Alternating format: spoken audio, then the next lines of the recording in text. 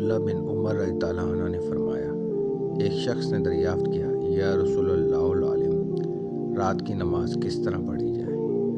آپ علیہ السلام نے فرمایا، 2 رکعات، اور جب طلوع صبح ہونے کا اندیشہ ہو تو 1 رکعت وتر پڑھ کر اپنی ساری نماز کو طاق بنا لے۔ عبداللہ بن عمر رضی اللہ عنہ نے فرمایا، میں نے رسول اللہ العالم کے ساتھ ایک مرتبہ رات میں نماز پڑھی۔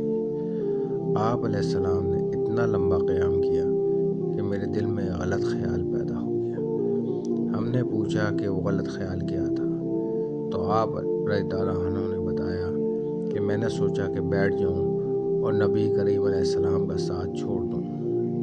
رسول اللہ صلی اللہ علیہ وسلم ایک کام کو کر کے چھوڑ دیتے، آپ کو یہ کام کرنا پسند ہوتا، لیکن اس خیال سے ترک کر دیتے کہ دوسرے صحابہ بھی اس پر عمل شروع کر دیں اور اس طرح وہ کام ان پر فرض ہو جائے۔ چنانچہ رسول اللہ صلی اللہ علیہ وسلم نے چاش کی نماز بھی نہیں پڑھی۔